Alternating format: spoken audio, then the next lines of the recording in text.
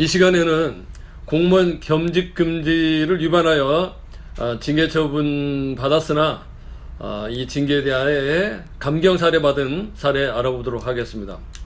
요즘 직장 생활을 하면서 부동산 투자, 임대업을 하는 경우가 많습니다. 한경 비즈니스 언론에도 이러한 사항이 보도된 바 있습니다. 공직에 계신 분들이 공직 위에 투자업을 할 경우 반드시 겸직 허가를 받아야 하는데 허가를 받지 않고 투자, 특히 부동산 임대업을 하는 경우가 많이 있는 것 같습니다.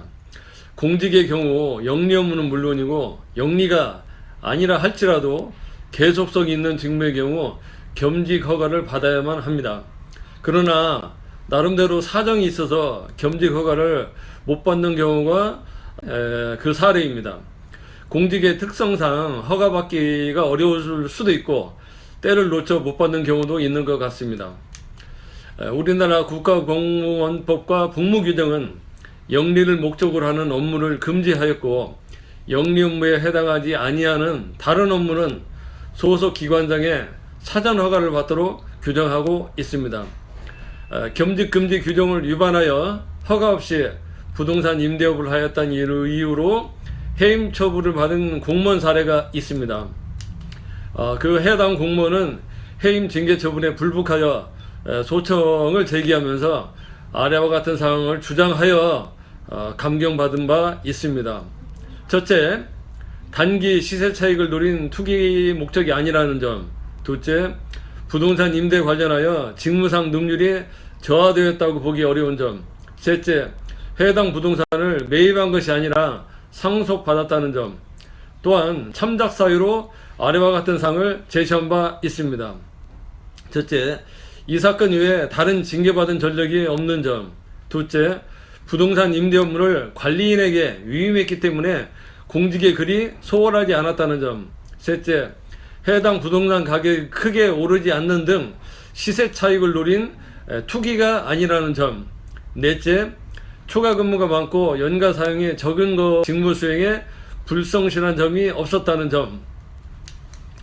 소청심사위원회에서는 허가 없이 영리 업무에 종사했으므로 겸직 금지 의무를 위반하였지만 행위에 의해 해임 처분은 과중한 징계 처분으로 비례 원칙에 어긋난다며 강등으로 감경한 바 있습니다.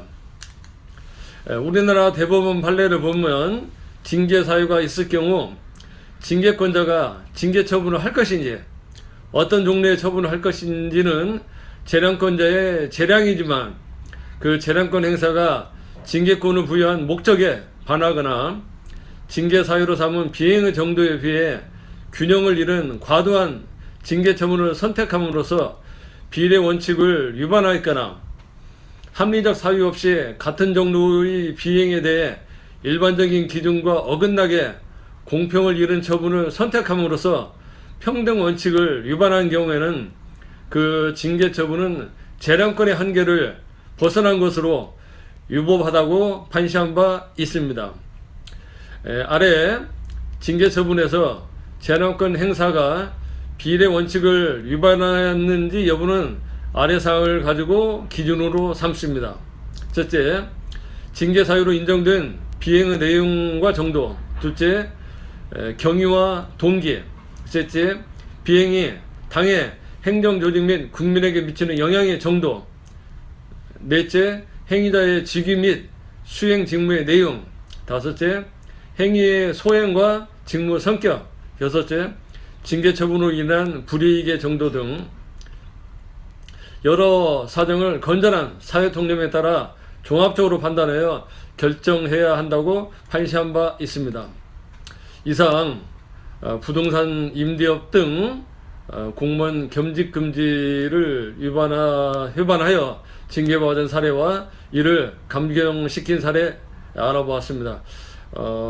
시청하신 내용이 도움이 됐다고 생각되시면 좋아요, 구독 꼭 눌러주시기 바랍니다.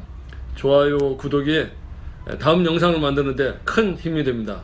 이상 행정사 최수창이었습니다.